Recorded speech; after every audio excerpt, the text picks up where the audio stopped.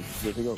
Congratulations to our man Deion Sanders for being chosen Sports Illustrated's 2023 Sportsperson of the Year.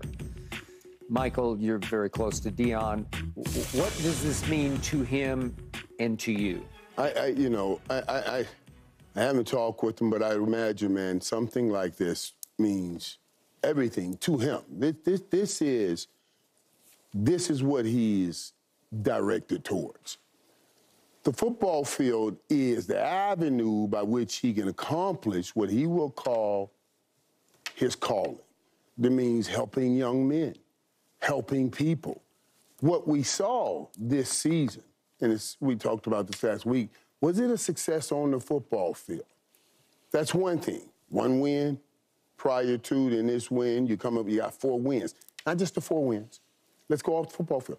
You sold out every home game. You infused that whole economy. And let's break this down. Let's get it off the money. Let's talk about the unionizing of people. I don't know how many African Americans that were all up in Buffalo and Colorado. Man, he brought people together. Black, white, purple, green, everybody came together. When we're talking about a Sportsman of the Year, what are we saying? You use your sports to make this a better place. That's the award. That's the award. So this award, yeah, you use this sport to make this world a better place. We got people coming over from everywhere coming to Colorado. Why? Because they were inspired. We sit up here every day and we talk football, we talk basketball, we talk sports. Why? We're trying to inspire you. You have a team. You see that team is down. You see that team fight back. You're going through something in your life. You say, well, my team did it, so can I. We're trying to inspire you.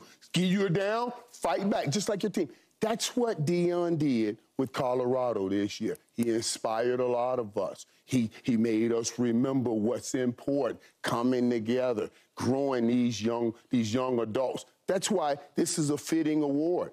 He didn't make a bowl, but you needed to win something for what he did this year. I'm so happy, and I say to him right here, my brother, my best friend, I love you. Congratulations, my brother. You've earned this. Deion earned this more than anybody. Deion's, he don't drink, he don't smoke. All he wants to do is focus on helping kids.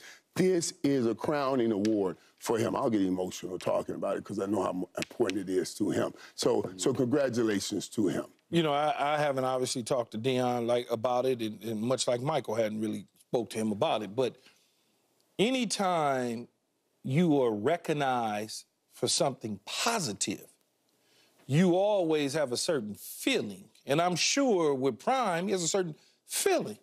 And there's going to be people out there says because what they're looking at is they're looking at the record. They only won 4 games. But it's not about the record. They didn't take the Colorado job thinking they were going undefeated this year. He took the Colorado job because he knew it was an opportunity, it was going to be challenging, and he was going to be able to flip it on his head and turn it around in a short period of time. You know, you talked about, Michael, being able to galvanize people, bring them together. And I remember this, Skip. Remember when I told you my friends had no allegiance to Colorado whatsoever other than... Still wanted to go up there, right? Maybe go skiing or something in Aspen, but that's about it. Yep. They spent their own money on their own plane, flying in just to see the Colorado State game. They didn't go to Colorado State. They didn't go to Colorado. They just want to be a part of what's going on. I got you. And they're not even black. Right. You know, white Jewish guys, they want to spend the money and fly in to see him do what he was brought there to do.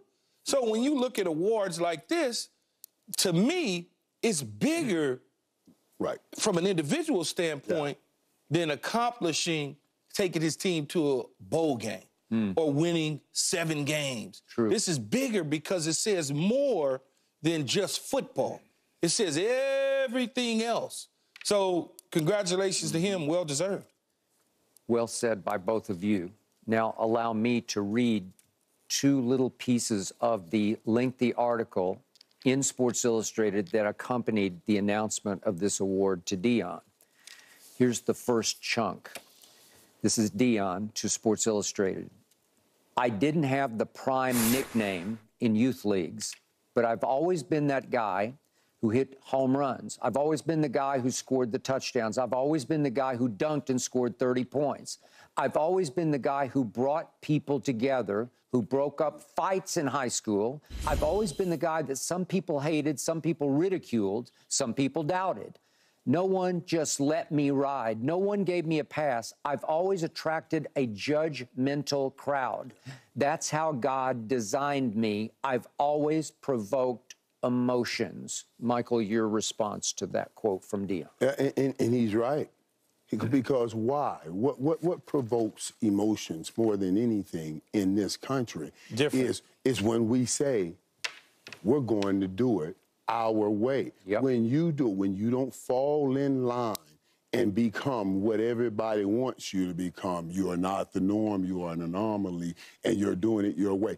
But if you risk that ridicule, then you will get these great gains, because when you step out on your own and you have this kind of success. There are African-American coaches that say, oh, my God, he took that route, but he still had this kind of success. They are inspired that there are other places and other ways now that I can go about it. It really is just an incredible, incredible award for him. And I'm so happy he got it, because this is bigger, like he said, than football. It's about his calling. Now, to your point, one level deeper, the Sports Illustrated writer writes, Deion's not trying to blend into the overwhelmingly white demographic of his profession. That would be faking it. There is no small percentage of America that would prefer he just fake it and stop being so ... black. And this is Deion's quote, our country's not prepared for an African-American man with this title telling the truth, with being the head coach of Colorado, telling the truth. I don't think we're there yet, said Deion to Sports Illustrated. Keyshawn, your response to that? I would say Deion is right on. Many coaches, black and white, follow the norm. It's just the reality of it. It is. For a lot of different reasons. Some reasons because they're not secure in who they are. They feel like they have to be the old golly oh shucks guy to get the job, opposed to being the gold chain, sitting with my sons and enjoying the fruits of labor and doing those sort of things, but at the same time, educating and not just necessarily worried about the wins and the losses. It rings so true. When Deion, it's crazy because, like, Michael knows Deion like I do, but even better. But when Deion says what he said in that Sports Illustrated clip, about being who he is and not trying to be something different in the emotions of people, it sent chills through my body, because I took a page from him early in my career to do it my way. I took a page from Muhammad Ali early in my career to do it my way, to not allow people to tell me that I couldn't do things a certain way. And I reflected, I look back at the emotional side. It's so funny, man. It's funny. I was talking to somebody that I did not know who happened to call my phone by mistake the other day. Talk to him?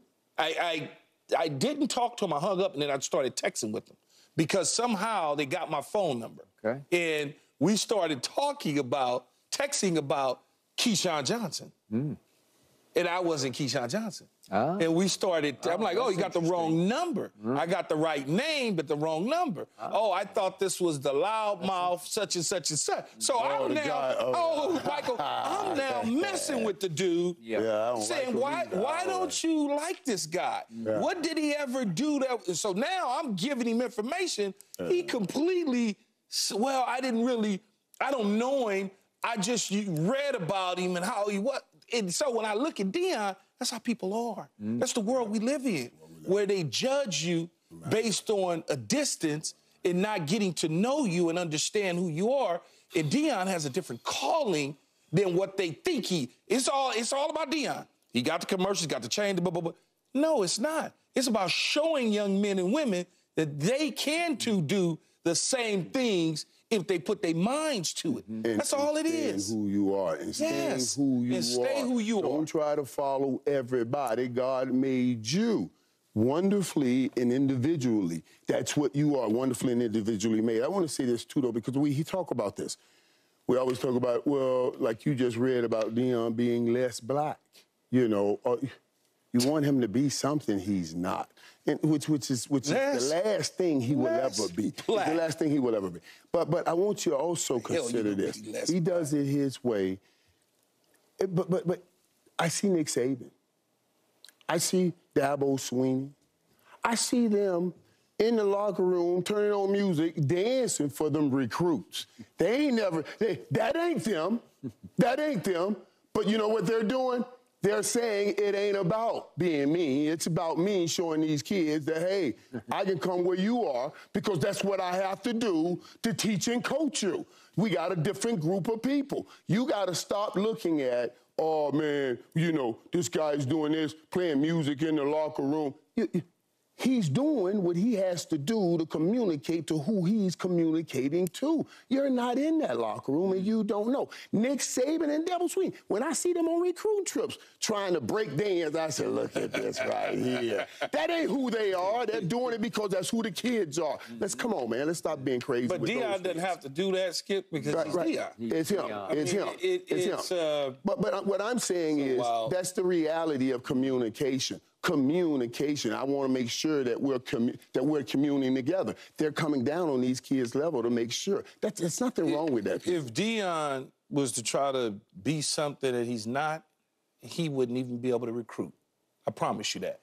Because the kids going to see right through the phoniness. Yeah. Absolutely. As in a lot of coaches that coach at the college level, at the high level, they phony. And them kids see through it. That's why people talk about flipping and NIL. No, kids decide, that dude ain't even real. Mamas, black mothers and fathers, when you got to sit in their living room to get their kids and get them to sign off on their kid coming to you, they know that I can't send my son to that dude because he's not real. Exactly. And I'm not going to mention coaches, but they know who they are as they watch this show. Let me say this one last thing, Key, one last thing before you go, Skip, and I'll close with this.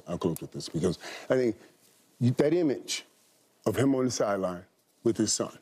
Now, one of the things I do, and I get pushed back on this all the time, I speak all the time about the issue, I think it's the greatest issue in this country, fatherlessness. We're 30% Caucasian Americans, 50% Hispanic Americans, 73% African Americans, fathers. That's what the numbers say. That image right there, Deion kissing his son, he's a father. He's busting the myths about black fathers, busting it up. And now, all of these single mothers with athletes, they're looking at this. And when he talks about how he's talking to his kids about, your mom is single with 2 jobs. She deserves better than that. I'm telling you, this is what that community needs, because a lot of those kids come from places where they don't have father figures. They're not just looking for a coach. They're looking for a father figure, and Deion gives them that. And he gives it for all the kids. Think about all the problems the kids had this year. Travis Hunter. What did he do? He brought that kid over and said, I don't want you having any issues about that. That's deeper than football. That's why he's the sportsman of the year. It's not just the football he's teaching and coaching. It's life he's teaching and coaching. So, Keyshawn, last point, to your point.